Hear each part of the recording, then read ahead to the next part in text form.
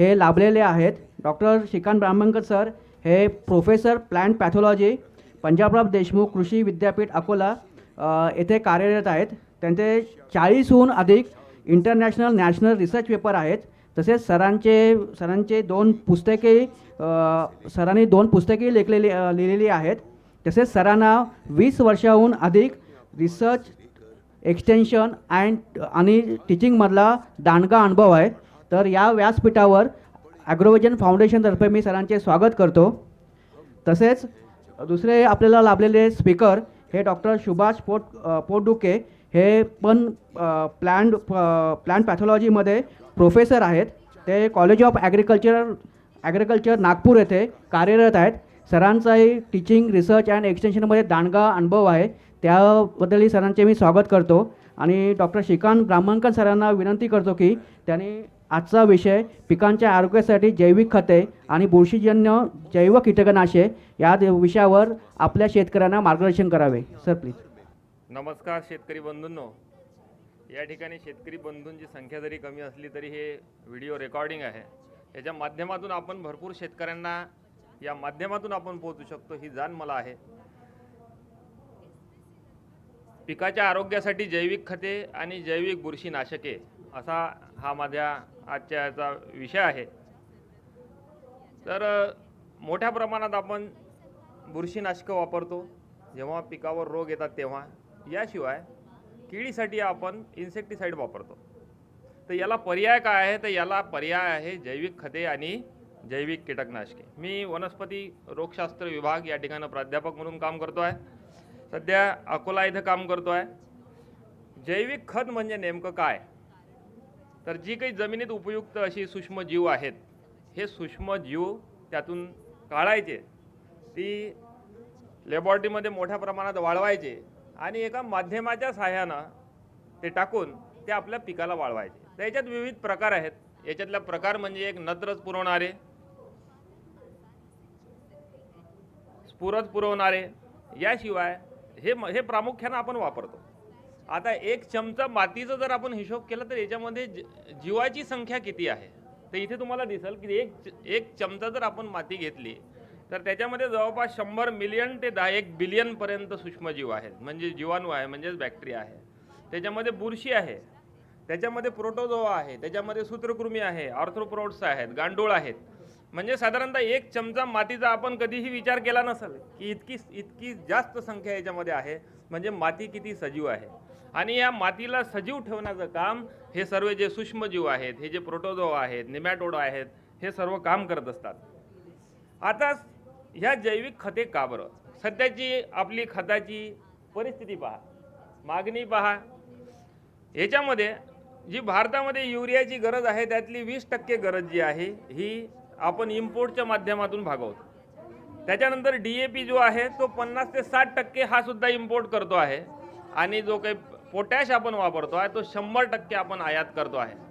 म्हणजे इतक्या मोठ्या प्रमाणात आपण या आयातीवर खर्च करतो आहे. तर हा खर्च आपण कमी करू शकतो जैविक खताच्या माध्यमातून. आणि जैविक खतं जर वापरली तर हे कितीतरी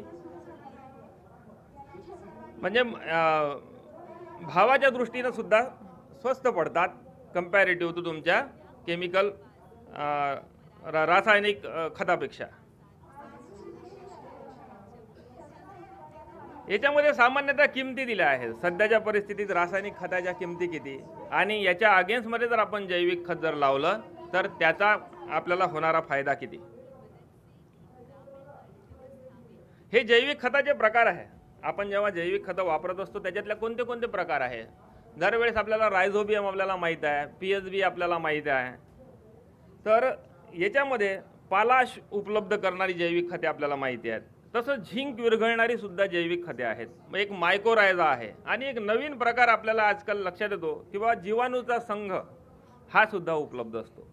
तर याच्यामध्ये रायझोबियम काय आहे, कशासाठी काम करते? तर रायझोबियम हे काम करते नत्र पुरवण्यासाठी, स्फुरद काम करते फॉस्फरस पुरवण्यासाठी, पोटॅश काम करते पोटॅश उपलब्ध करून देण्यासाठी, झिंक काम करतो झिंक उपलब्ध करण्यासाठी.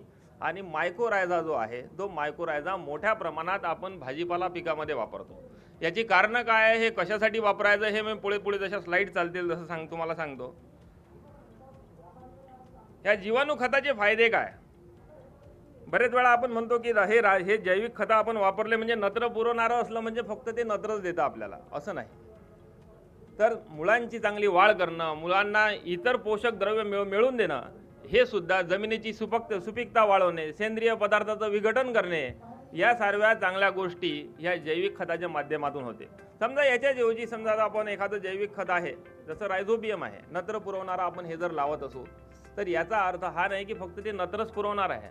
तुमच्या झाडाची चांगली वाढ करणे, रूटचं सक्शन वाढवणे, ह्या सर्व गोष्टी हे नत्र पुरवणारं जैविक खत करणार आहे.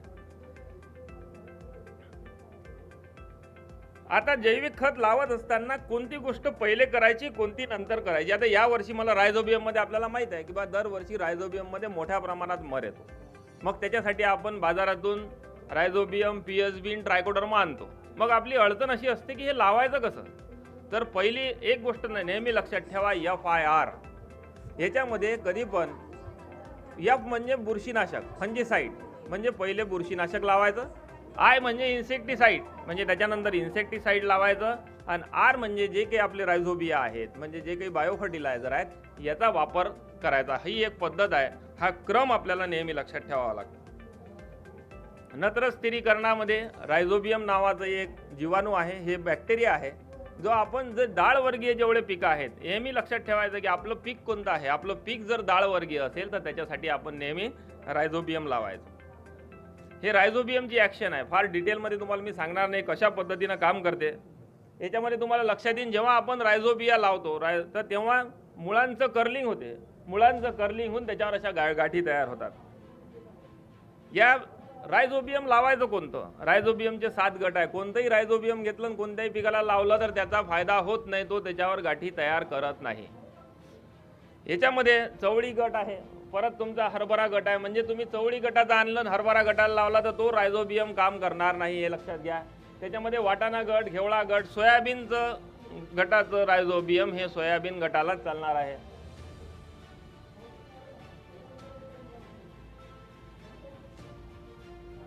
याच्यामध्ये एक लक्षात घ्या, रायझोबियम आपण जेव्हा केव्हा म्हणतो म्हणजे रूट नोड्यूल असतात, तर प्रत्येक वेळेस गोल असते हेच आपल्या डोक्यात आहे.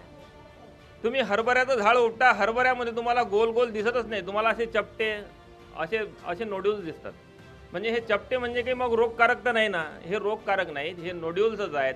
फक्त तो जो बॅक्टेरिया आहे, त्या बॅक्टेरियाचा प्रकार नोड्यूल्स तयार करण्याचा वेगळा आहे. आता तुम्ही जर समजा रायझोबियमला हे हरभरा जर लावला असेल तर हा हरभरा उपटून पाहायचा, तर त्याच्यामध्ये चपटे तुम्हाला दिसतात, हार्टच्या आकाराचे, अशा पद्धतीनं.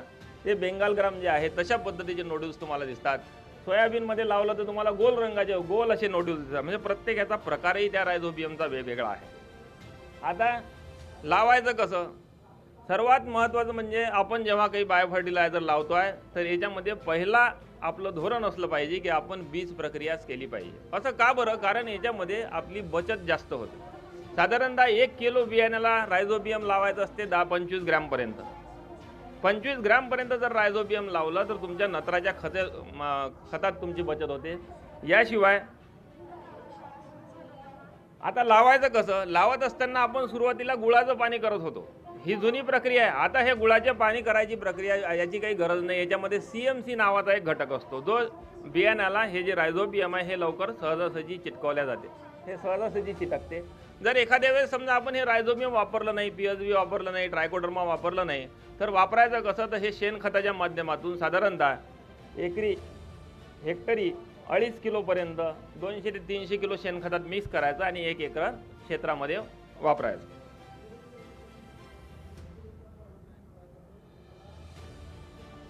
हे मगाशीच मी तुम्हाला सांगितलं की रायझोबियम लावलं म्हणजे फक्त नत्राचं फिक्सेशनच होत नाही. याच्यामध्ये या स्लाईडमध्ये इंग्रजीत जरी स्लाईड असली, हे ग्रोथ प्रमोशन करते. नुसतं नत्रच नाही तर इतर न्यूट्रिएंट अवेलेबल करून देण्याचं काम सुद्धा हे रायझोबियम करत असते. याशिवाय याच्यामध्ये सिडोरोफोर प्रोडक्शन होते, याच्यामध्ये सिस्टेमिक इंडक्शन रेजिस्टन्स तयार होते, याच्यात लायटिक एन्झाईमचं प्रोडक्शन होते, याशिवाय अँटीबायोटिक प्रोडक्शन. म्हणजे रायझोबियम लावल्यानंतर नुसतं नत्रच उपलब्ध होत नाही, तर पिकाला इतर बुरशीपासून वाढवण्याचं काम सुद्धा हे रायझोबियम करते. हे रायझोबियमचे फायदे मी आत्ताच तुम्हाला सांगितले. हे लॅबोरेटरीमध्ये मुद्दाम तुमच्यासाठी डिटेलमध्ये आणलं की कशा पद्धतीचा रायझोबियम असतो. आणि आपण बरेच वेळा हा विचार करतो की बाबा मी अमुक कंपनीचं घेऊ का, विद्यापीठाचं घेऊ का. असं कोणतीही कंपनी, कोणतीही विद्यापीठ खराब तयार करत नाही. म्हणजे विद्यापीठाचं किंवा गव्हर्नमेंटचंच असलं म्हणजे चांगलं असते असं नाही. प्रत्येक कंपनी आपापल्या परीनं प्रयत्न करते, चांगल्या चांगल्या पद्धतीनं आयसोलेट करते. त्याच्यामुळे कुठूनही जरी वापरलं तरी त्याचा तुम्हाला फायदा 100% होणारच आहे. जसा हा रायझोबियम आहे तसाच एक अझोटोबॅक्टर आहे. मी तुम्हाला सांगितलं की शेंगवर्गीय पिकामध्ये हे रायझोबियम लावायचं आणि इतर जे पिकं आहेत, एकदल धान्य आहे, त्याच्यामध्ये आपल्याला हा अझोटोबॅक्टर लावता येते. याच्यासारखंच आहेत. याचे परिणाम जे आहेत अझोटोबॅक्टरचे हे सुद्धा सारखेच आहेत.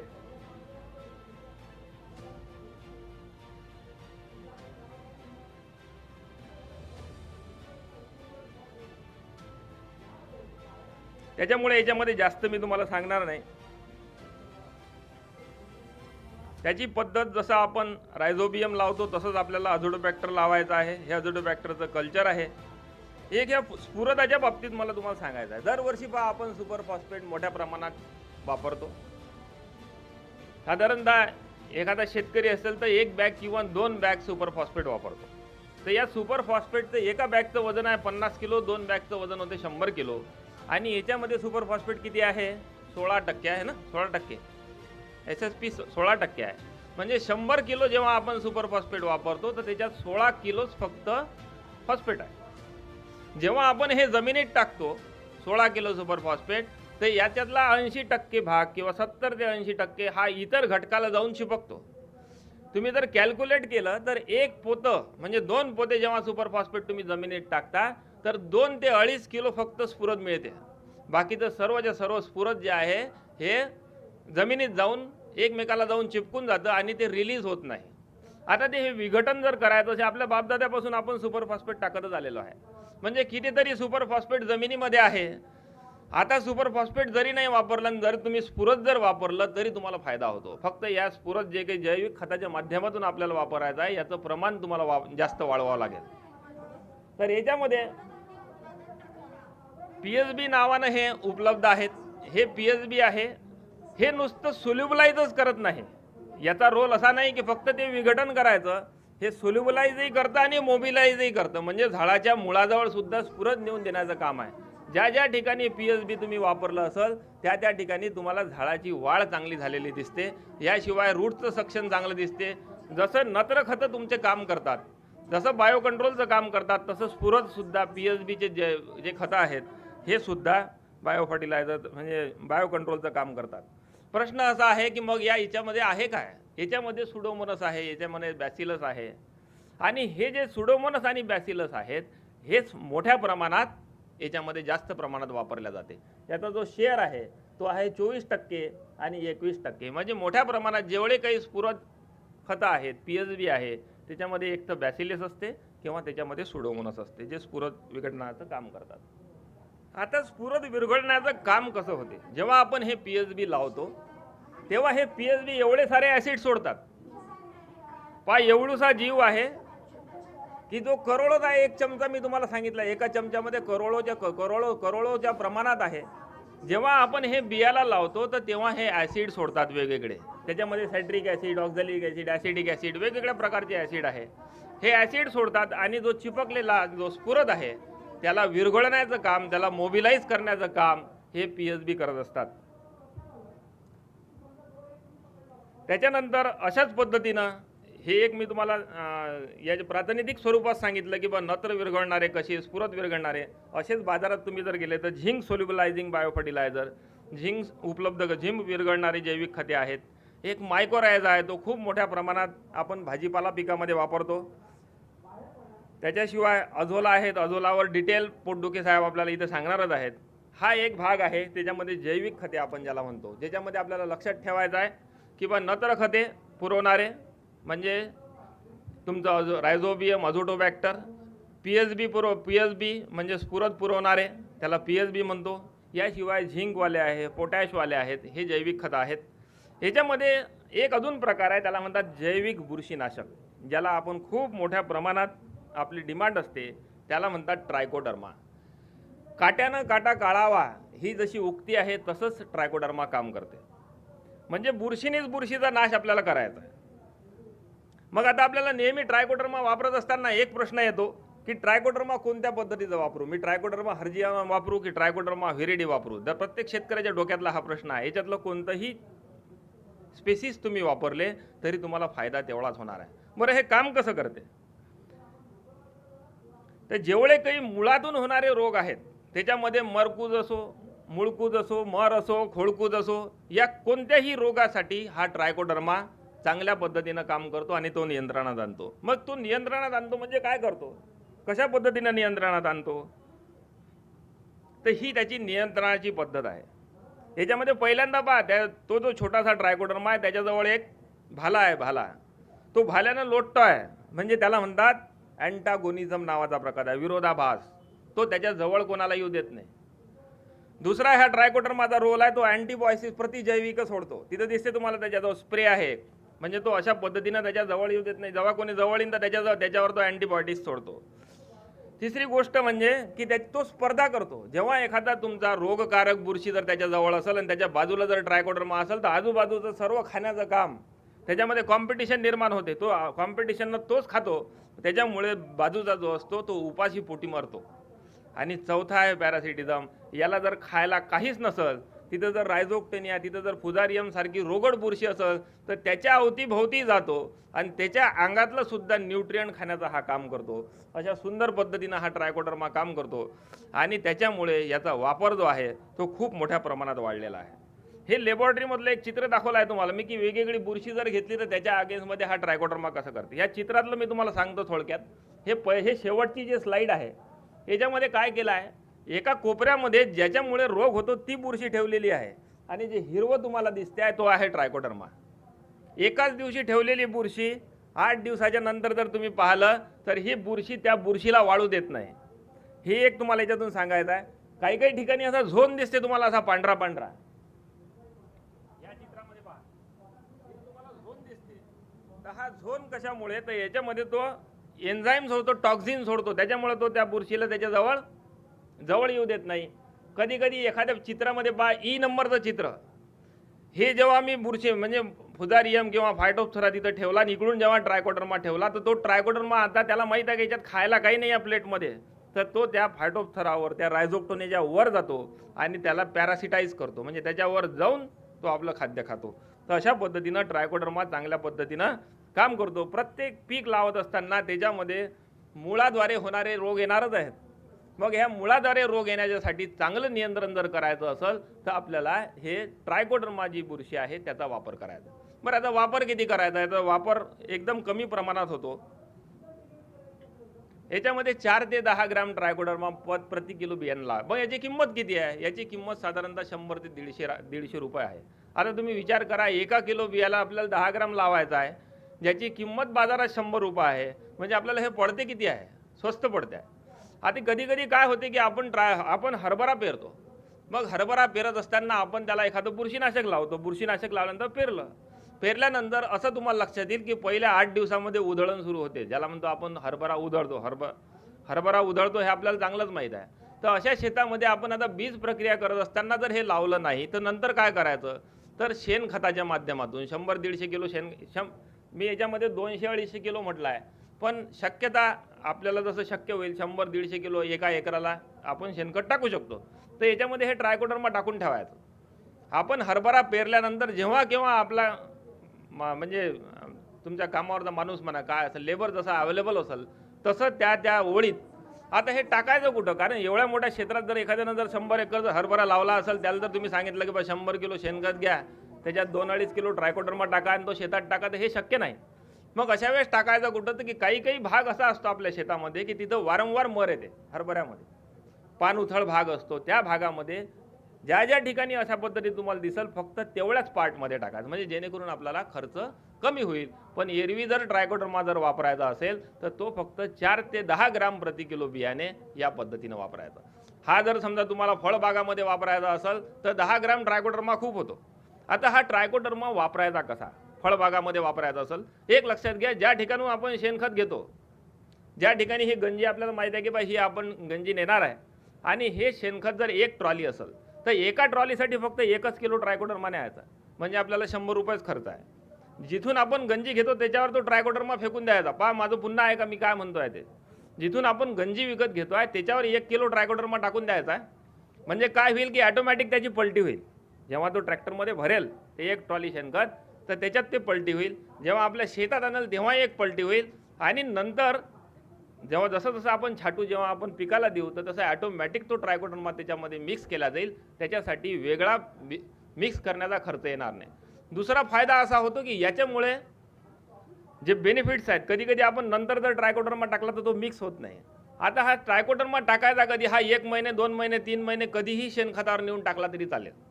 बऱ्याच जणांचा प्रश्न असतो की सर मग शेणखतावर पाणी मारावं लागेल. शेणखतावर पाणी मारायचं नाही. जुन्या पद्धतीत पहा आपल्या घराजवळ जे उकंडे होते त्या उकंड्यामधलं खत चांगलं कुजलेलं होतं. आपण कधी पाहिलं का आपल्या आजोबाला की त्याच्यात नेऊन पाणी टाकलं म्हणून? नाही की नाही. म्हणजे असं का बरं?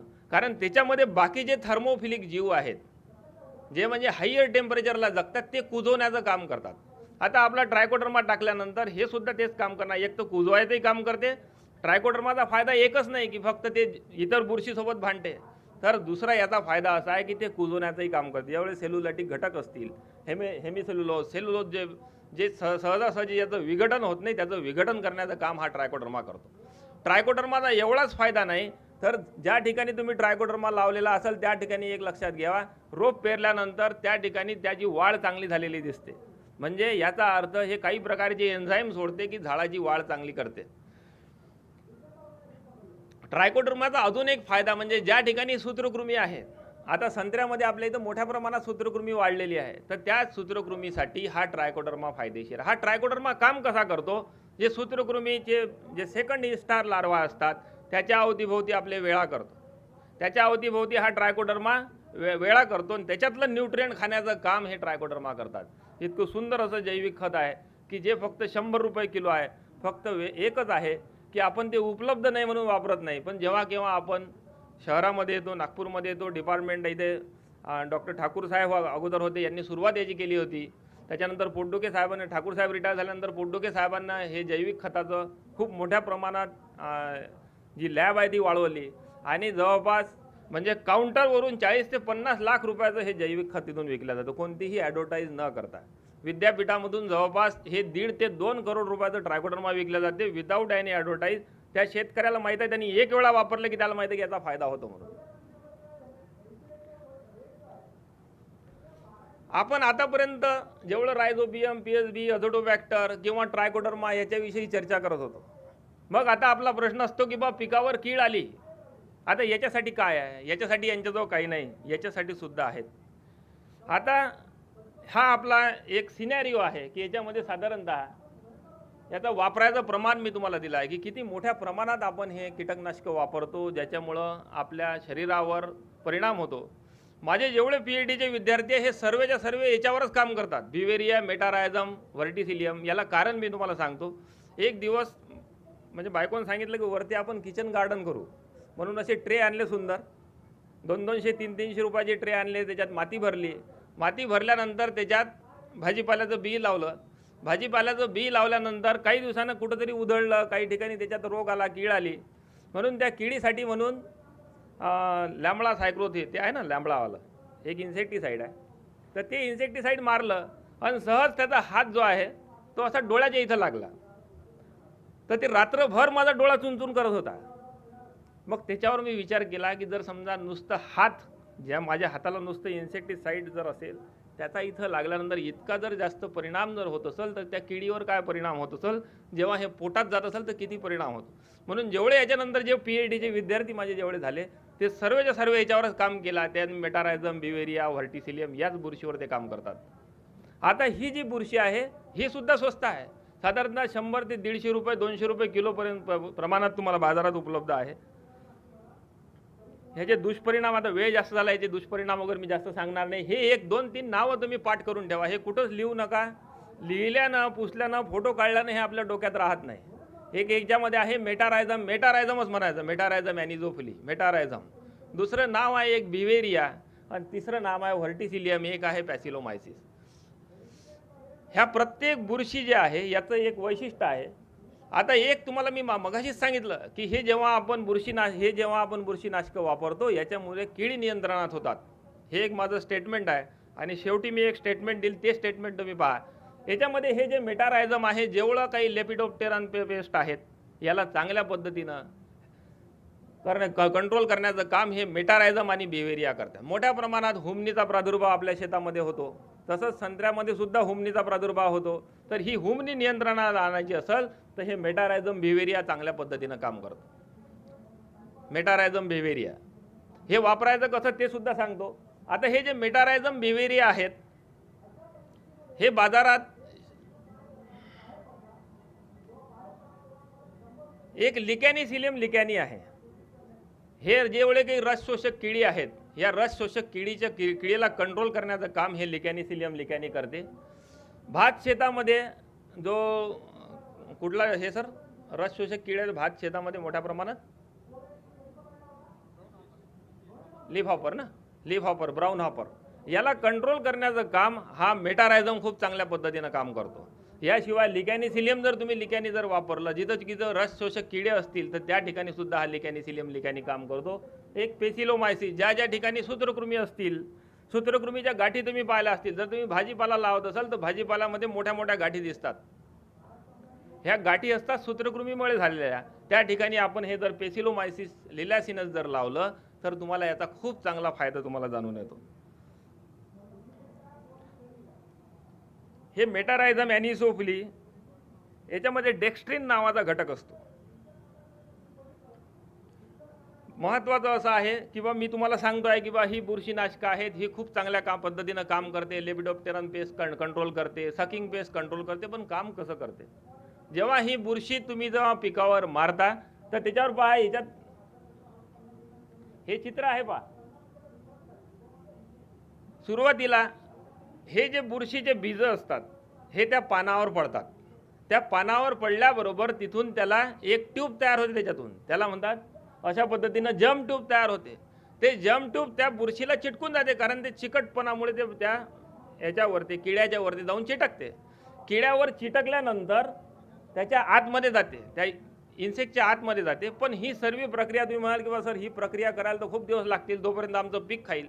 जशी ही बुरशी आतमध्ये जाते, दुसऱ्या ना तिसऱ्या दिवशी ते जे आपली कीड असते त्याचं काम करणं थोडं कमी होऊन जाते. दुसऱ्या दिवशी, तिसऱ्या दिवशी, चौथ्या दिवशी याच्यावर पूर्ण बुरशी वाढते आणि 7 दिवसाच्या आतमध्ये ही पूर्ण कीड जी आहे ती तुमची नष्ट होते.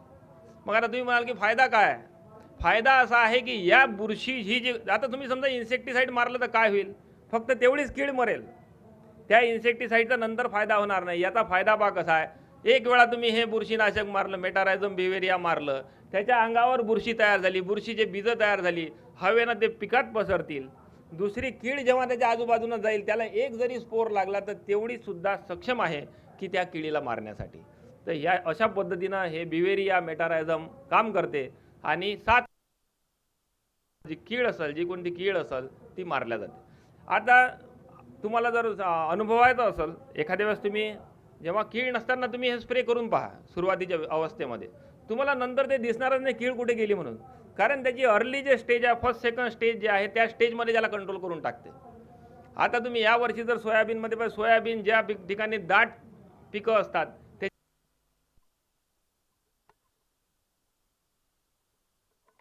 मेटारायझम पश्चिम महाराष्ट्रात मारतात, त्या मानानं आपल्या भागामध्ये याचा वापर कमी आहे.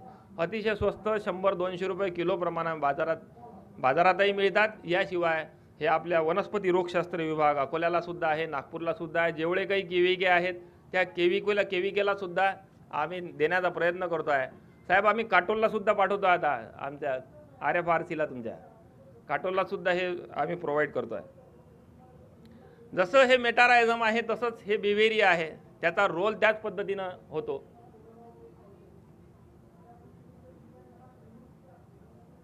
आता हे मेटारायझम आणि बिव्हेरिया, मग यांनी जर कीड होते तर सर इन्सेक्टिसाईड तर आम्हाला तर त्याचा नेहमी चांगला अनुभव येतो. मग वापरत असताना आम्ही याच्यावर खूप जास्त प्रयोग केले. याच्यामध्ये आम्हाला असं दिसलं की हे कम्पॅटिबल आहेत. याच्यात इमिडाक्लोरोपिड जर वापरलं, त्याचा डोस जर आपण 1/4 जरी केला आणि त्याच्यासोबत जर बिवेरिया वापरलं तर तुम्हाला 82% मॉर्टॅलिटी येते 1/4 डोस वापरल्यानंतर. त्याच्यात कोलॅन्ट्रीपोल सुद्धा वापरलं. म्हणजे एक गोष्ट लक्षात ठेवा, असं का बरं आहे तुमच्या डोक्यातील किंवा हे इन्सेक्टिसाइड वापरतात, याच्यामध्ये बुरशीनाशकही वापरतात. याला कारण असं आहे की इन्सेक्टिसाइड किल्स ओनली इन्सेक्ट आणि fungicides kills only the fungus.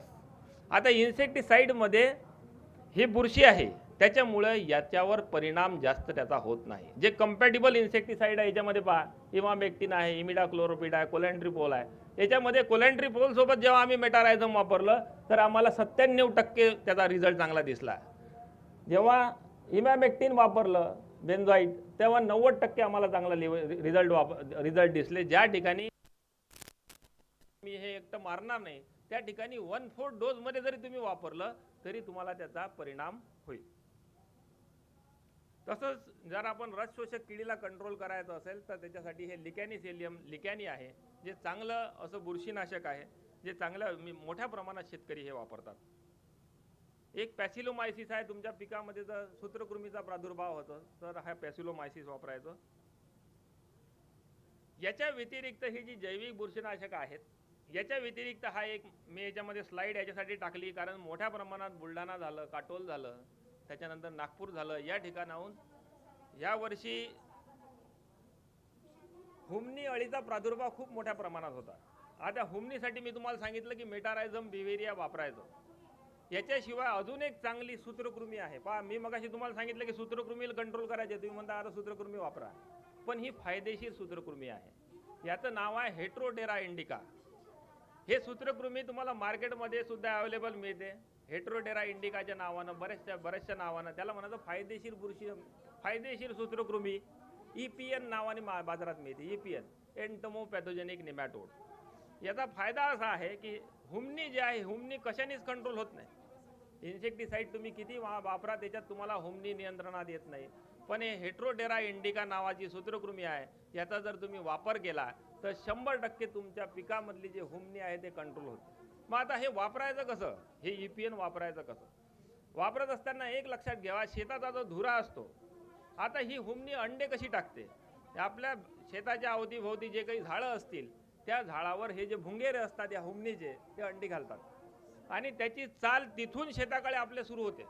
म्हणजे शेताच्या धुऱ्यात जर तुम्ही जरी समजा हे EPN वापरलं, हे वापरायचं किती, ते एका एकरात 1 किलो वापरायचं. शेण खताच्या माध्यमात जर तुम्ही ते मिक्स केलं, हे हेट्रोडेरा EPN, आणि तुम्ही धुऱ्यानं जर टाकलं तरी तुम्हाला चांगले रिझल्ट मिळतात. ज्या ठिकाणी बाधित शेत झालं असेल त्याच्यामध्ये तुम्ही तासाच्या मध्ये हे EPN टाका शेणखतात मिक्स करून. 110% जर हुमणी जर नियंत्रणात येत असेल तर ते फक्त EPN न येते, इतर कोणत्याही बुरशीनाशकानं, इतर कोणत्याही इन्सेक्टिसाइडनं हे हुमणी नियंत्रणात येत नाही. याचे खूप सारे प्रयोग आम्ही बुलढाणा जिल्ह्यामध्ये मागच्या वर्षी केले आणि अतिशय चांगले रिझल्ट आम्हाला या EPN आले. याची किंमत जी आहे ते, हे जसं जैविक खते 100 ते 200 रुपये किलो आहे, मात्र हे EPN जे आहे ते 400 ते 500 रुपये किलो मिळते आहे सध्या. आपल्या विद्यापीठानं याची सुरुवात आता नुकताच केली आहे. लवकरच याची मोठ्या प्रमाणात आम्ही या ठिकाणी निर्मिती करतो आहे, म्हणजे जेणेकरून तुम्हाला हे 100 ते 200 रुपये किलो प्रमाणात तुम्हाला उपलब्ध होईल. तर हे होते जैविक खते, ज्याचे फायदे. एक मी तुम्हाला मगाशी सांगितलं होतं की जेवढे काही मी सांगतोय, मेटारायझम सांगतोय, बिवेरिया, व्हर्टिसिलियम सांगतोय, हे किडी नियंत्रणात करते. आता माझे विद्यार्थी हा नवीन प्रयोग करत आहेत. जेव्हा आपण हे बियाणाला लावल्यानंतर आम्हाला असं दिसलं की हे एंडोफाईट आहे. एंडोफाईट आहे म्हणजे काय, तर पिकाच्या आतमध्ये हे बुरशी वाढते आहे, जे काही मेटारायझम बिवेरिया आहे. जेव्हा आम्ही हे सीडला लावतो तर सीडचं रूटिंग आम्हाला चांगलं दिसते आहे. म्हणजे बियाण्याची उगवण शकता, झाडाची उंची, पानाची चकाकी, जेव्हा मेटारायझम आम्ही सीड ट्रीटमेंट म्हणून वापरतो तरी आम्हाला फायदेशीर आहे. इव्हन आम्ही जेव्हा स्प्रे करतो या मेटारायझम बिवेरिया व्हर्टिसिलियमला, तरी सुद्धा झाडाची गुणवत्ता चांगलं होण्याचं काम सुद्धा हे करतात. म्हणून सर्व शेतकरी बंधूंना माझी विनंती आहे की हे जे की जैविक खतं आहेत किंवा जैविक बुरशीनाशकं आहेत, याचा तुमच्या शेतामध्ये वापर वाढवा. हे वापर वाढवल्याने आपल्याला खर्चिक हे होणार नाही. मी तुम्हाला मगाशी सांगितलं, एका एकरात वापरत असताना साधारणतः 2 किलोची लिमिट आपण ठेवायची. 1 ते 2 किलोची लिमिट ठेवायची एकरी, की जेणेकरून आपल्याला खर्चातही वाढ होणार नाही आणि आपलं उत्पन्नही त्याच्यामुळे वाढेल. मला या ठिकाणी आयोजकांनी बोलवलं, बोलण्याची संधी दिली, त्याबद्दल मी आयोजकाचा आभारी आहे आणि तुमचे काही प्रश्न असतील तर यानंतर पोटदुखे साहेब बोलल्यानंतर आपण ते प्रश्न उत्तराचा तास त्या ठिकाणी ठेवू. या ठिकाणी आपल्याला डॉक्टर ठाकूर सर हे या ठिकाणी उपस्थित आहेत. तर मी ॲग्रोविजन फाउंडेशनतर्फे त्यांचे स्वागत करतो. डॉक्टर ठाकूर सर हे आमचे गुरुवर्य आहेत. ते इथे जे स्पीकर आहेत त्यांचे गुरुवर्य आहेत आणि ते head of department plant pathology हे म्हणून कार्यरत होते. तसेच शीतल मॅडम हे इथे उपस्थित आहेत, त्यांचे मी स्वागत करतो. डॉक्टर मी सुभाष पोटदुखे सरांना विनंती करतो की त्यांनी पुढचे सेशन हँडल करावं. Sir please. सन्माननीय शेतकरी बंधू भगिनी, विद्यार्थी मित्र, आमचे मित्र Thakur sir, Brahmankar sir, Karad sir, आज जो आपला जो विषय होता की जैविक बुरशीनाशक आणि त्याच्यामध्ये जमिनीचं आरोग्य, याविषयी सविस्तर माहिती मला असं वाटते ब्राह्मणकर साहेबांनी पूर्णपणे दिलेली आहे. काय की बायो फर्टिलायझर हा विषय जो आहे हा खूप मोठा आहे. आपण त्याला संकुचित करून टाकले, कारण त्याच्यामध्ये क्लासेस त्यांनी सांगितलं, त्यांनी फक्त रायझोबियम थोडीफार त्यांनी सगळं माहिती दिली, परंतु त्याच्यामध्ये नत्र स्थिर करणारं एक त्याच्यातला एक घटक आहे. कशामध्ये? बायो फर्टिलायझरमध्ये. त्याला म्हणतात जीवाणू संवर्धन. ते याच्यामध्ये रायझोबियम आहे, ॲझोस्पॅरिलम आहे, बेजेरिंके आहे, त्याच्यानंतर ब्ल्यू ग्रीन अल्गी आहे, अझोला आहे. याच्यापैकी माझा जो विषय आहे त्याच्यामध्ये धान पिकासाठी अझोलाचा आपण कशा प्रकारे उपयोग करू शकतो. आता अझोला जो आहे, हे अझोला म्हणजे ही एक पान वनस्पती आहे. तुम्ही जर याच्यामध्ये पाहिलं असाल, ही जी वनस्पती आहे ही पान वनस्पती आहे. याला आपण नेच्या म्हणतो आणि याच्यामध्ये येणारे आहे. आणि ह्याचा जर वापर करायचा असेल आपल्याला तर हा जिवंतपणेच करायचा असतो. कारण काय, ही जी वनस्पती आहे याच्यामध्ये नायट्रोजन आहे, तो नायट्रोजन पिकाला कशा प्रकारे उपलब्ध करून देतो याविषयी मी आपल्याला माहिती देतो. आता न्यूट्रिएंट कंटेंट इन अझोलामध्ये याच्यात जर पाहिलं आपण तर 5 ते 6% नायट्रोजन आहे. आणि 5 ते 6% नायट्रोजन, आता सध्या रिसेंट ट्रेंड असा आहे की आपण जेव्हा रासायनिक खतं वापरतो तर सध्याचा ट्रेंड कसा आहे की आपण इनपुट कास्ट कमी कशी करता येईल, म्हणजे लागणारा खर्च हा कमी करता येईल. आणि कमी खर्च जर केला तर आपल्याला त्याच्यापासून मिळणारं उत्पन्न जास्त जर असलं तर ते परवडणार आहे. दुसरी गोष्ट याच्यामध्ये की हा जो अझोला आहे, या अझोलामुळे कोणकोणते फायदे होते मी तुम्हाला आपल्याला येणार आहे याच्या म्हणजे साईडमध्ये सांगतो मी. परंतु याच्यामध्ये जो आहे 5 ते 6% नायट्रोजन, जगामध्ये असं कोणतंही प्लॅन नाही तर ज्याच्यात 5 ते 6% नायट्रोजन आहे. It's a living material. कारण याच्यामध्ये आहे, याच्यामध्ये काय एक घटक आहे ब्ल्यू ग्रीन अल्गी नावाचा, त्याला म्हणतात ॲनाबेन्ना अझोली. आणि हा हवेतील नत्र स्थिर करून तो झाडांना उपलब्ध करून देतो. सिम्पल याच्यामध्ये आहे.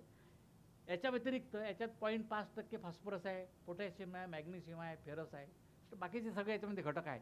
परंतु तुम्ही जर धान पीक, त्याला राईस आपण म्हणतो, त्याला 100-50-50 याचा डोज आहे. कशाचा? रासायनिक खताची मात्रा आहे. तर याच्या वापरल्यामुळे काय होतं की 25 ते 30 किलो नत्र आपण कमी करू शकतो.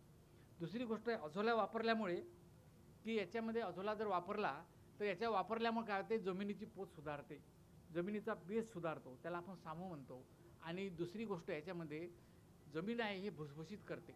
राईसमध्ये तुम्ही धान पीक जर घेतला आणि घेतल्यानंतर जमीन फार कडक होते आणि अशा वेळेस नांगरी लागत नाही तुमचा, आणि कोणत्याही प्रकारचे जे ट्रॅक्टर डाऊन इम्प्लिमेंट असतील किंवा बुलक डाऊन असतील, जे आपण यानं वाही म्हणतो, ते सुद्धा करता येत नाही. पण हे वापरल्यामुळे त्या जमीन भुसभुशीत होते आणि त्याच्यामुळे याचा जास्तीत जास्त फायदा होतो. दुसरी गोष्ट, अझोला जर वापरला तर तुमच्या पिकामध्ये तण वाढत नाही, कारण ही पाण्यावर तरंगणारी वनस्पती आहे. आणि त्याच्यामुळे कशी वापरायची, कुठं वापरायची, किती वापरायची ते मला सांगतो. आपल्या याच्यामध्ये काय, राजीव गांधी जे सायन्स अँड टेक्नॉलॉजी डिव्हिजन याच्यातर्फे एक प्रोजेक्ट होता आमच्याकडे, तो गडचिरोलीमध्ये आपण याचा पूर्ण 3.5 वर्ष जवळपास आपण राबवला. आणि जे काही आम्ही प्रात्यक्षिकं घेतले शेतकऱ्याच्या शेतावर आणि आमच्या प्रयोगशाळेत, ते आपल्याला मी सांगतो आहे. त्याच्या गडचिरोली जिल्ह्यामध्ये जवळपास 12 तहसील आहेत आणि या 12ही तहसीलमध्ये 3.5 वर्षात आम्ही पूर्णपणे कव्हर केला आहे. म्हणजे कृषी विज्ञान केंद्राच्या माध्यमातून आमचे कराड साहेब आहे, हे सुद्धा एक आमचे कोलॅबरेटर होते, PI होते. हा जो आहे, हा मॅप जो आहे हा गडचिरोलीचा मॅप आहे. आता तुम्ही जर पाहिलं तर गडचिरोली जवळपास नागपूरवरून 180 किलोमीटर आहे आणि गडचिरोली अहिरी आहे जवळपास ते 120 किलोमीटर आहे. आणि आम्ही कोरची जी आहे ती फारच एकदम दूर आहे. हे सगळे नेक्सलाइट एरिया आहे, राईसचा डॉमिनंट स्थिती आहे आणि एकाच वेळेस पीक घेतं. ज्या ठिकाणी पाण्याची उपलब्धता आहे तिथं ते 2 पिकं घेतात. त्याच्यामुळे आम्ही याच्या सगळ्या प्रकारचे ट्रायल्स या ठिकाणी गडचिरोलीमध्ये घेतले. आता हा जो आहे अजोला, याच्यामध्ये काय हार्वेस्टिंग केलं आपण, जे राईचं हार्वेस्टिंग केलं आणि जे उरलं होतं त्या बांधामध्ये पाणी साचू दिलं आपण, आणि पाणी साचल्यानंतर त्या ठिकाणी अजोला तिथं वापरला. आणि याच्यामध्ये तुम्ही पहा अजोलाची ठीक ग्रोथ झाली आहे. याच्यावरून समजते की हा अजोला कसं वापरायचं ते. आता हे आता त्याला पडलिंग म्हणतात, म्हणजे चिखलणी. आता हा अजोला जो वापरायचा असतो चिखलणीच्या, याच्या 2 पद्धती आहे. अजोला वापरण्याच्या 2 पद्धती आहे. मी हे पहिली पद्धती मुद्दा म्हणून हे चित्र तुमच्या समोर येतो की अजोलाचा जो वापर आहे तो राईसमध्ये म्हणजे धानाच्या शेतीमध्ये कशा प्रकारचे करायचं. आता याचं आहे की हा जो अजोला वाढतो याला ऑर्गॅनिक मॅटर म्हणजे सेंद्रिय पदार्थ पाहिजे. सेंद्रिय पदार्थ जर नसला तर याची ग्रोथ पाहिजे त्या प्रमाणात होत नाही. म्हणून आम्ही प्रयोगशाळेमध्ये असे वेगवेगळे प्रयोग घेतले. या ठिकाणी माझी इंग्लिश स्लाईड आहे, पण मी तुम्हाला सांगतो हे जे कंट्रोल आहे त्याला आम्ही मराठीत म्हणतो बंदोबस्त. आणि हे जे या ट्रीटमेंट आहे याला म्हणतात संस्कार. आता वेगवेगळ्या प्रकारचे संस्कार करून काढले असं समजत नाही याचे एकदम भाषा. त्याच्यामुळे काय झालं की हे जे ऑर्गॅनिक मॅटर आहे, कंपोस्ट आहे, व्हर्मी कंपोस्ट आहे, वेगवेगळ्या प्रकारच्या ट्रायल घेतल्या. आणि याच्यात असं दिसून आलं की व्हर्मी कंपोस्ट 1.5 किलो प्रति टँक. आता या टँकची साईज होती आमची 88 बाय 42 बाय 24 म्हणजे घन सेंटीमीटरच्या. तो याच्यामध्ये ट्रायल घेतल्या. आता याच्यात फ्रेश वेट कशा प्रकारचा अजोला वाढतो आणि याच्यामध्ये जर पाहिलं हे 3-3 वर्षाचं प्रयोग आहे. आणि 3 वर्षाचे प्रयोग घेऊन आम्ही त्याला पूल्ड ॲनालिसिस म्हणजे मराठीत त्याला मला माहिती नाही मराठीत काय आहे, पण ते पूल्ड ॲनालिसिस करून आपण त्याचा इथे हे समज केलं. या प्रक्रियावरून असं दिसते आम्हाला की व्हर्मी कंपोस्ट जर वापरलं 1.5 किलो प्रति टँक तर जास्तीत जास्त अजोल्याची वाढ होते. हे फ्रेश वेट आहे इकडं पहा. याच्यामध्ये 21-22ला 15 दिवस 30 दिवस हा वेगवेगळ्या प्रकारचे आहे. आणि त्याच्यामुळे काय झालं की याची वाढ कशा प्रकारे होती ते आपण पाहिलं. दुसरी गोष्ट याच्यामध्ये आम्ही आमचे जे वेगवेगळे जे संशोधन केंद्र आहे या संशोधन केंद्रावर आपण आमचा उद्देश काय होता की अझोला वापरल्यामुळे रासायनिक खताची मात्रा किती प्रमाणात आपण कमी करू शकतो हा आमचा उद्देश होता. आणि ह्या उद्देश साध्य करण्याकरिता आम्ही याच्यामध्ये एक ट्रायल घेतली. आणि ह्या ट्रायलमध्ये ह्या ज्या ट्रीटमेंट तुम्हाला दिसतात 75% बेसल डोस, 25%, 25%, 50%, 25%, 0 अझोला ॲप्लिकेशन, अनइनॅक्युटेड कंट्रोल म्हणजे काही वापरलं नाही, आणि 100% रासायनिक खताची मात्रा. आता हा जो प्रयोग घेतला आम्ही शिंदेबाई, साकोली आणि नवेगाव बांध. आता ह्या सगळ्यात जो प्रयोग आहे हा त्या शेतावर घेतला. आणि याच्यात जवळपास 2 वर्षापर्यंत आम्ही हा प्रयोग घेतला. तर यावरून असं दिसतं आम्हाला की ज्या ठिकाणी आपण 100% रासायनिक खताची मात्रा दिली त्या ठिकाणी उत्पादन वाढलंच आहे. म्हणजे 3,535 क्विंटल प्रति हेक्टर एवढं उत्पादन आलं. हा जो शेवटचा T7 ट्रीटमेंट. आता आपला उद्देश काय होता की अझोला वापरल्यानंतर आपण किती प्रमाणामध्ये त्याचा रासायनिक खताची मात्रा कमी करू शकतो. तर पहिली जे ट्रीटमेंट आहे T1 ट्रीटमेंट याच्यात जर पाहिलं तर याच्यामध्ये 3,057 किलो आणि जर ॲव्हरेज जर काढला आहे तर 3 याचा तर 3267 एवढं किलो आपल्याला म्हणजे धान मिळालं. आता याच्यामध्ये आहे ह्या मॉनिटरी रिटर्न आपण कशा प्रकारचे आम्ही काय की आम्ही जेव्हा प्रयोग करतो तेव्हा सर्वसाधारणपणे त्याचा रेशो काढतो, कॉस्ट बेनिफिट रेशो. किती प्रमाणामध्ये तुम्ही इन्व्हेस्टमेंट केलं किती मिळतं त्याला कॉस्ट CB रेशो म्हणतो आपण. तर याच्यावर असं आढळून आलं याच्यामध्ये की 75% बेसल डोज आणि अझोला याची जर तुम्ही कॉस्ट BC रेशो जो आहे तो 1.46. आता 75% आपण काय केलं की 75% रासायनिक खतं वापरले. म्हणजे याच्यावरून असं सिद्ध होतं की अझोला वापरल्यामुळे कमीत कमी 25 किलो नत्र खताची मात्रा आपण कमी करू शकतो. म्हणजे युरिया द्यायचं आपल्याला काम नाही, ते अझोलात देतो. आणि याच्या मी अगोदर आपल्याला फायदे सांगितले आहे. याच्यामध्ये वेगवेगळ्या प्रकारचे टॉप ड्रेसिंग आणि बेसल ड्रेसिंग. आता याच्यामध्ये दुसरं एक आहे की हा अझोला जो आहे हा शेतीतच वापरला जातो अशातला भाग नाही.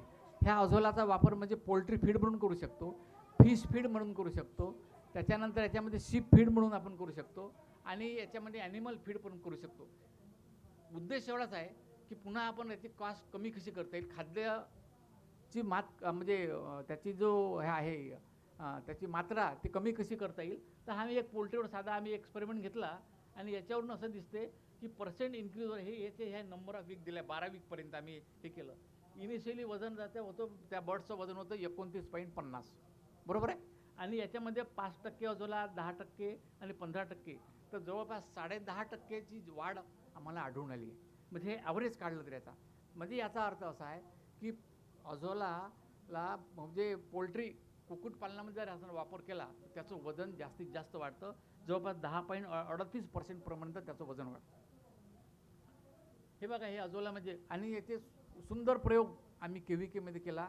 त्याचे साक्षी इथं कराळे साहेब आहेत, तुम्हाला नंतर सांगतील त्यांचे अनुभव. आणि याच्यामुळे काय होतं की त्या बर्ड्सची वाढ खूप झपाट्याने होती. आता याच्यामध्ये दुसरं आहे की अझोला जेव्हा आपण वाढवतो तर याला आपल्याकडच्या तुम्ही जर पाहिलं असेल तर तुम्हाला नेट फक्त हिरवीच माहीत आहे, त्याला काय म्हणतात शेड नेट. परंतु आम्ही वेगवेगळ्या प्रकारच्या नेट वापरल्या, रेड कलरची, व्हाईट कलरची, ब्ल्यू कलरची, येलो कलरची, ग्रीन. आता हा इतक्या प्रकारच्या नेट्स आहे. आणि याच्यातला जो पर्सेंटेज पाहिला तर 96% त्याच्यातला शेड नेट आहे, 75%. याच्यावरून असं दिसतं की येलो रंगाची जर नेट असली तर त्याच्यामध्ये जास्ती म्हणजे इव्हॅपोरेशन जो रेट आहे तो रेट जास्त होतो. आणि हेट्रॉसिस पर्सेंटेज जर पाहिला याच्यामध्ये तर सगळ्यात जास्त होतो. म्हणजे तुम्ही हिरव्या रंगाची नेट जर वापरली तर त्याच्यापेक्षाही जास्तीत जास्त फायद्याचं आम्हाला याच्यावरून असं दिसते की ह्या येलो रंगाचा आहे याच्यामध्ये जास्तीत जास्त आढळून आली. आता याच्यामध्ये आहे हे फिश फीड आहे. हा वेगवेगळ्या प्रकारच्या फिश आहे. हा काही खूप मोठा एक्सपेरिमेंट होता, एकच वर्षाचा एक्सपेरिमेंट होता. आणि टिलिपिया, रोहू, कटरना आणि वाघूर हे इत्यादीवर आम्ही हा एक्सपेरिमेंट केला. याच्यामध्ये खाद्य आहे कंट्रोल म्हणजे ज्याला आपण काहीही दिलं नाही आणि जिथं अझोला खाऊ घातला म्हणजे त्याला ट्रीटेड म्हणून म्हणतो आम्ही. तर तुम्ही जर पाहिलं याच्यामध्ये आता हा वेगवेगळ्या स्पेसीज आहे त्याच्यामुळे याचं वजनही वेगवेगळं आहे पण ड्युरेशन त्याचं सारखंच आहे. तर तुम्ही जर पाहिलं ते 120 ग्रॅम याच्यामध्ये याच्यात दिला टिलिपियामध्ये. याच्यामध्ये दुसऱ्या याच्यामध्ये जर पाहिलं तर हा जो कटरना आहे याच्यामध्ये 675 इनिशियल वजन होतं त्याचं 469.47, त्याचं वजन झालं 675.44. म्हणजे हा जो डिफरन्स आहे हा कशामुळे डिफरन्स आहे, हा अझोला खाऊ घातल्यामुळे डिफरन्स आहे. काही शेतकऱ्याचे अनुभव असे आहे की त्यांचा जो आहे त्याचा ड्युरेशन जो आहे त्याच्यामुळे त्या फिशला असं वेगळ्या प्रकारचा वास येत नाही आणि त्याची किपिंग क्वालिटी वाढते. हा शेतकऱ्याचा फीडबॅक आहे. मी त्याच्यावर आम्ही काही काम नाही केलं. परंतु आम्ही आजचा उद्देश एवढाच होता की समजा अझोला जर टाकला आणि त्याच्यात जर फिश सोडली तर हमखास त्याचं वजन वाढते. हे रोहू आहे. आता याच्यामध्ये दुसरा एक उपयोग होता की मिल्किंग काऊ म्हणजे आहे म्हणजे जे दुधाळ जनावर आहे याच्यामध्ये सुद्धा याचा चांगला उपयोग होतो. म्हणजे शेवटी काय की तुम्हाला कॉस्ट कमी कशी करता येईल हाच याचा मागचा उद्देश आहे. आणि याच्यामध्ये जर पाहिलं तर याच्यात फारसा इतका अनुभव नाही आहे. 2-2.5 लिटर दूध वाढलं. परंतु हे जे वाढलेलं हे जो आहे ते फक्त 60 दिवसापर्यंत त्याचं ऑब्झर्वेशन घेतलं. त्याच्यामुळे तुम्हाला असं फिगर येते फीड ओनली म्हणजे तिथं फक्त फीडच खाऊ घातलं आणि फीड आणि अझोला हे दुसरी जे आहे तर याच्यामध्ये जवळपास 3-3.5 लिटरचा फरक पडला. आता याच्यामध्ये एक सुंदर असा एक्सपेरिमेंट केला की आम्ही शेतकऱ्यांना वेगवेगळ्या प्रकारचं ट्रेनिंग दिलं आणि ट्रेनिंग देताना आम्ही त्याला इनपुट दिले. इनपुट म्हणजे कोणते, त्याला एक बेड दिला, 7x4x1चा बेड दिला, त्याला अझोलाचं कल्चर दिलं आणि लिटरेचर आहे ते दिलं आणि काही जे काही फॅसिलिटीज होत्या केमिकल्स वगैरे ते आम्ही सगळे दिले. तर अशा प्रकारे आम्ही जवळपास गडचिरोलीमध्ये हा प्रयोग घेतला. हे सगळं मी आपल्याला सांगतो याच्यामध्ये. आणि जवळपास याच्यामध्ये जर पाहिलं तुम्ही तर 242 ट्रायल आम्ही वेगवेगळ्या याच्यात पूर्ण गडचिरोलीमध्ये घेतल्या. आता तुम्ही जर पाहिलं याच्यामध्ये त्या चार्टमध्ये असं दिसून असतं की हे सगळं अझोला द्यायच्या अगोदर त्याचा सामू किती होता, सेंद्रिय कर्ब किती होता आणि अझोलाची ट्रायल घेतल्यानंतर किती वाढला. सगळ्या उत्पादनामध्ये जर धानाच्या उत्पादनामध्ये कर्बाचं जर प्रमाण चांगलं जर असलं तर तुम्हाला चांगलं पीक येतं आणि कर्बाचं प्रमाण जर कमी असलं तर तुम्हाला पाहिजे त्या प्रमाणात येत नाही. म्हणजे खतंसुद्धा देऊन देत नाही. तर सगळ्यात म्हणजे इथे तर सॉईल हेल्थ जमिनीचं जर आरोग्य तुम्हाला ठेवायचं चांगलं असेल तर कार्बन कंटेंट त्याचा वाढवला पाहिजे.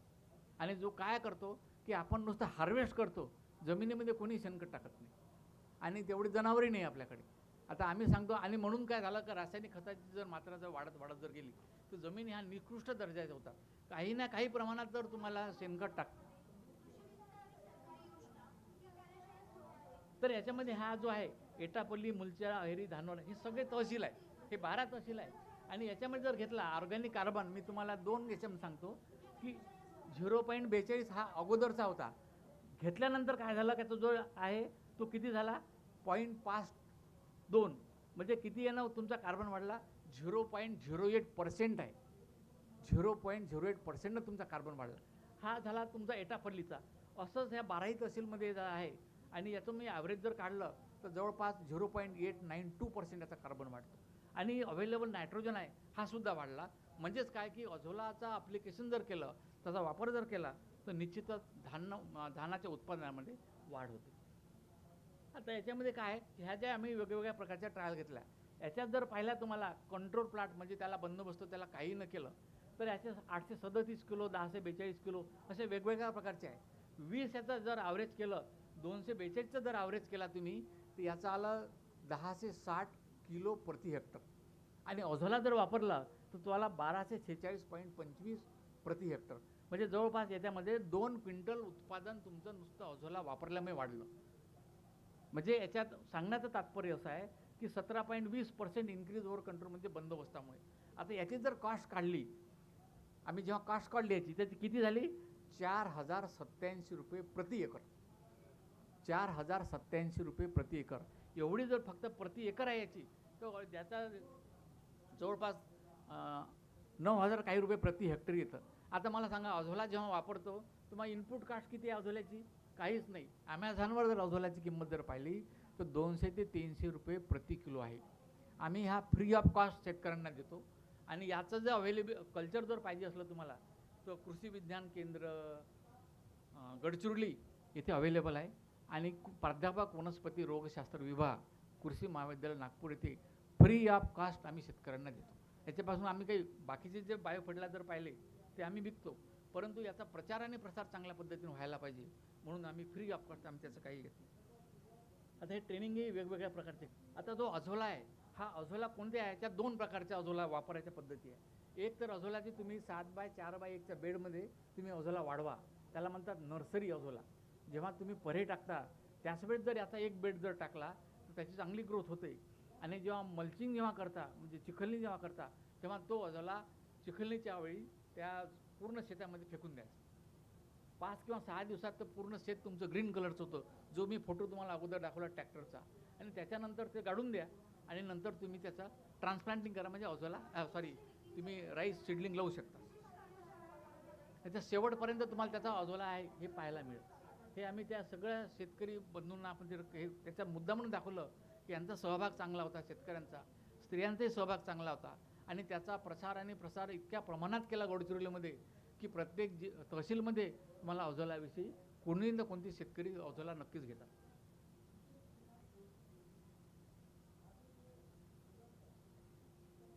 आता हे ज्यामध्ये अझोला पाहायच्यामध्ये याच्यात दाखवला आहे, हा जो 7x4x1चा आहे बेड, याच्यामध्ये तुम्हाला चांगल्या पद्धतीने दिसतं. याच्यामध्ये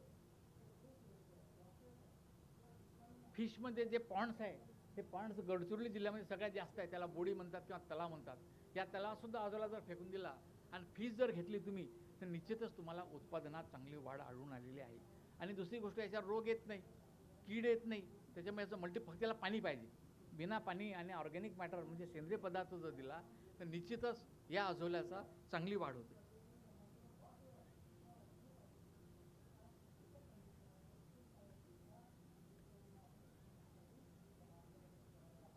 म्हणजे तुम्हाला अझोला ॲप्लिकेशन काय हे मुद्दा म्हणून मी तुम्हाला शब्द दाखवत आहे.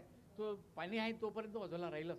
आणि जर राहिला तर याच्या म्हणजे तो रेसिड्यू आहे हा नंतर जो अझोला जो आहे याच्यामध्ये तुम्हाला रेडिश कलरचा अझोला दिसतो, लाल रंगाचा. तो म्हणजे तो आता मॅच्युरिटीकडे चालला आहे. तर याच्यामध्ये 7x4x1 याच्यात पाणी भरायचं, त्याच्यामध्ये 20 ग्राम सिंगल सुपर फॉस्फेट टाकायचं, 1 किलो त्याच्यात शेणखत टाका किंवा व्हर्मी कंपोस्ट 1.5 किलो टाका आणि याला असंच राहू द्या. आणि 8-10 दिवसामध्ये याची चांगली ग्रोथ होती. तो अझोला तुम्ही मातृकल्चर म्हणून त्याचा वापर करू शकता किंवा दुसऱ्या याच्यामध्ये काढू शकता. ज्या शेतकरी बंधूला लार्ज स्केलवर अझोला पाहिजे, अझोला ही अशी वस्तू आहे की तुम्हाला याचा rate of application per hectare आहे 5 टन. हे लाईव्ह मटेरियल आहे. हे तुम्हाला स्वतः अगोदर तयार करावं लागेल आणि तुम्ही तुमच्या पद्धतीने ते वापरा. समजा एका हेक्टरला जर पाहिजे तर 40 स्क्वेअर मीटरचा जो प्लॉट आहे म्हणजे बेड तयार करा आणि त्या 40 स्क्वेअर मीटरमध्ये तुम्ही अझोला वाढवा. तो एका हेक्टरसाठी पुरेशी आहे. हे वेगवेगळ्या प्रकारच्या याच्यामध्ये आम्ही ट्रायल्स घेतले, त्याचे हे चित्र आहे. आणि ड्राय अझोला जवळपास याला ड्राय आपण वापरत नाही, तो ग्रीन कलरचाच पाहिजे. आणि कारण काय याच्यात ऑर्गॅनिक मॅटर भरपूर आहे याच्यामध्ये, त्याच्यामुळे ह्या दोन ड्रायव्हर जर केला याला जर वाढवलं आपण तर जवळपास 7% याचं वेट येतं याच्यामध्ये. हे ब्रॉडकास्टिंग करताना अझोलाचं आहे. ह्या वेगवेगळ्या प्रकारच्या ट्रीटमेंट दिलेल्या आहे आणि त्याच्यामध्ये अझोला ते टाकून राहिलेलं आहे. ज्या ज्या ठिकाणी अझोला आणि फर्टिलायझर आहे त्या ठिकाणी याच्यामध्ये जर पाहिलं तुम्ही तर ग्रीन कलरची ग्रोथ खूप आहे आणि काही ठिकाणी येलोइश कलरची ग्रोथ आहे. जिथं पिवळ्या रंगाची ग्रोथ आहे तिथं तो कंट्रोल प्लॉट आहे आणि काही ठिकाणी डार्क ग्रीन आहे तिथं नायट्रोजन आहे, फॉस्फरस आहे आणि पोटॅशियम पण आहे. हे टँक हे जे आहे या टँकमध्ये सुद्धा अझोला वापरतो. सर्वसाधारणपणे 30-32 डिग्री सेंटीग्रेड टेम्परेचरला अझोला हा चांगला वाढतो. पण जास्त जर टेम्परेचर झालं तर याला आपण शेड द्यायला आवश्यक आहे, कारण उन्हाळ्यामध्ये याचा सगळ्यात जास्त प्रॉब्लेम येतो. कारण आपल्याकडचं टेम्परेचर जवळपास 46-47 डिग्री जाते. अशा वेळेस अझोलाला म्हणजे काय म्हणतात टेम्परेचर कमी करण्यासाठी शेड जर केलं किंवा झाडाच्या खाली काही टँक वगैरे जर करता आली तर आपल्याला चांगल्या पद्धतीने अझोल्याची वाढ होऊ शकून आणि तो आपण कन्झर्व करू शकतो. ही त्याची ग्रोथ आहे. ह्या 7x4 असे बेड कृषी सेवा केंद्रामध्ये विकत मिळतात. त्या अझोला त्याचं नावच आहे अझोला बेड आणि त्याच्यामध्ये त्याची ग्रोथसुद्धा चांगल्या पद्धतीने होऊ शकते. हे जे तुम्हाला मी अगोदरचा जो प्रयोग सांगितला की वेगवेगळ्या प्रकारचे जे आम्ही ट्रीटमेंट केल्या होत्या व्हर्मी कंपोस्ट किंवा त्याच्यामध्ये कंपोस्ट, तर अशा प्रकारचे टँक आहे. ह्या वेगवेगळ्या प्रकारचे टँक आहे आणि या टँकमध्ये कशा प्रकारे अझोला वाढता येईल हे याच्याप्रमाणे आम्ही प्रयोगांती आम्ही सिद्ध करून दाखवला. हे फीसचा प्रयोग होता हा. धन्यवाद. आयोजकांनी मला ॲग्रोव्हिजननी जी संधी दिली, हां एक मिनिट, त्याबद्दल मी त्यांचा आभारी आहे. आणि आपला जर काही प्रश्न उत्तराचा असेल तर आपल्याला कराळे साहेब, मला असं वाटतं सर 2 मिनटं कराळे साहेब काय हो देतो बोलता की नंतर मग प्रश्न तर हां माझी अशी विनंती आहे. आपण बोलूया. कराळे साहेब आपले काही याविषयी अनुभव असेल तर थोडक्यात आपण सांगू. या ठिकाणी आपल्याला doctor Sandeep Karale sir, professor plant pathology KVK Gadchiroli, हेही इथे लाभलेले आहेत. तेही आपल्याला मार्गदर्शन करणार आहेत. Sir please.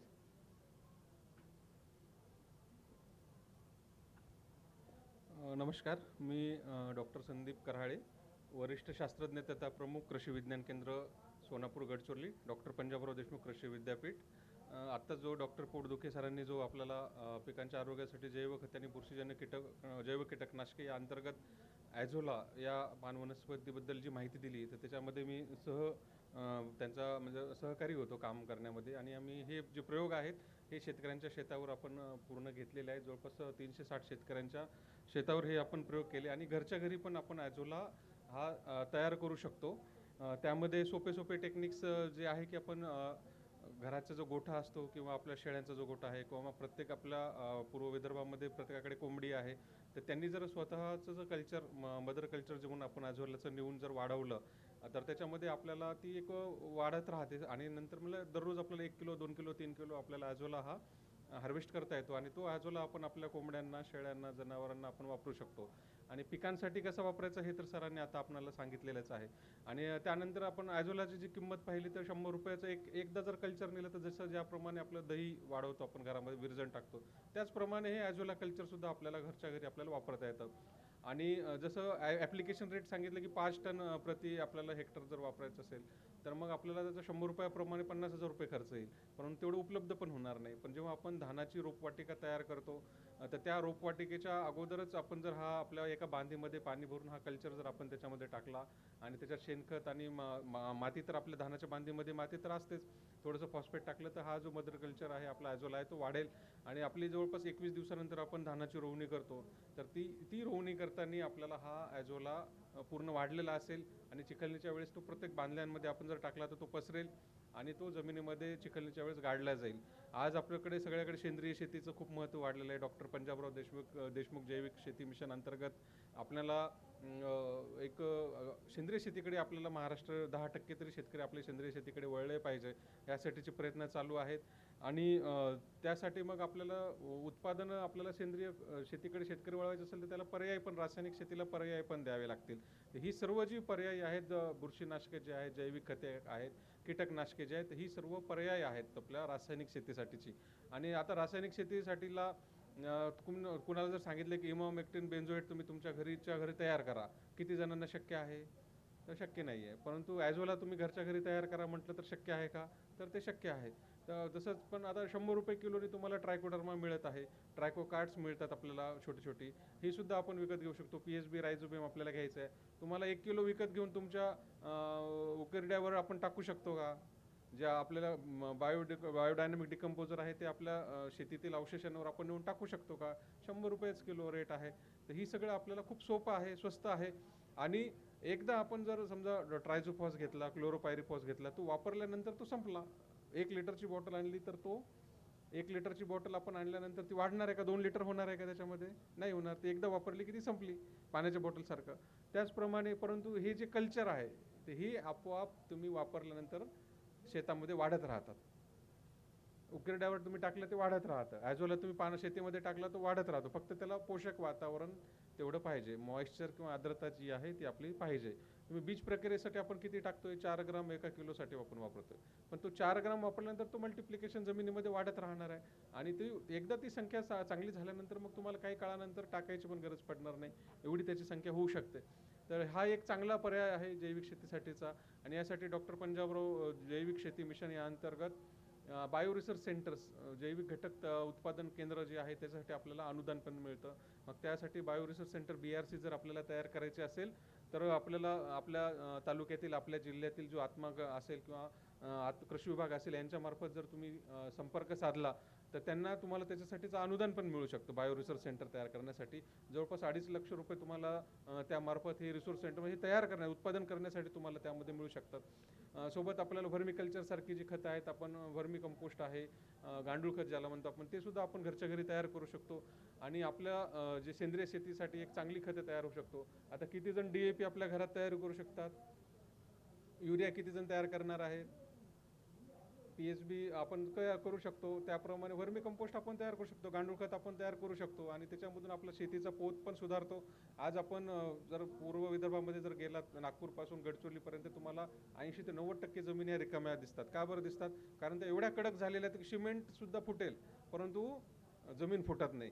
नांगराचं फाळ लावलं तर नांगराचं फाळ लोखंडाचा तो वाकून जातो परंतु तो जमिनीमध्ये घुसत नाही. एवढ्या टणक जमिनी आपल्या झालेल्या आहेत. आणि त्या मग जमीन नरम करण्यासाठी जसं सरांनी सांगितलं, आपल्याला कर्बाचं प्रमाण, सेंद्रिय कर्बाचं प्रमाण आपल्याला वाढवावं लागेल. मग सेंद्रिय कर्बाचं प्रमाण वाढवण्यासाठी आपल्याला सेंद्रिय घटकांचा वापर करावा लागेल. आणि सेंद्रिय घटक आपण बाहेरून विकत घेऊन टाकू शकत नाहीत, कारण तेवढी साईज, तेवढी क्वांटिटी आपल्याला भेटणार नाही. आणि मग ती भेटण्यासाठी मग आपण आपल्या जागच्या जागेवर जर उत्पादन केलं, जमिनीमध्ये वापरलं, शेतीमध्ये वापरलं, तर नक्कीच आपलं उत्पादन वाढेल, आपला सेंद्रिय कर्ब टिकेल, सामू वाढेल, रोग आणि किड्यांचं प्रमाणसुद्धा आपल्या शेतीमध्ये हे कमी होईल. आणि आपल्या शेतकऱ्यांचा तो खर्च जो आहे, तो होणारा खर्चसुद्धा आपण वाचवू शकतो. यासाठी आपण अधिक माहितीसाठी कृषी विज्ञान केंद्र, आपल्या जिल्ह्यातील कृषी विज्ञान केंद्र आहे ते केंद्रांना संपर्क साधावा. तसेच आपल्याकडे जे आत्माची बचत गट आहेत, शेतकरी उत्पादक कंपन्या आहेत, त्यांनासुद्धा आपण कृषी विभागामार्फत संपर्क करू शकतो. आणि यापुढील माहितीसाठी शेतकऱ्यांचे जे काही प्रश्न असेल तर आपण सोडवण्यासाठी डॉक्टर ब्राह्मणकर सर आणि डॉक्टर पोटदुखे सरांना मी मंचावर येण्याची विनंती करतो. आणि आपले प्रश्न विचारू शकता. शीतल मॅडमना पण विनंती करतो त्यांनी स्टेजवर यावं. धन्यवाद. Back to host. शेतकरी बांधवांना काही प्रश्न असतील तर त्यांनी सरांना विचारावेत प्लीज. काही शंका असतील?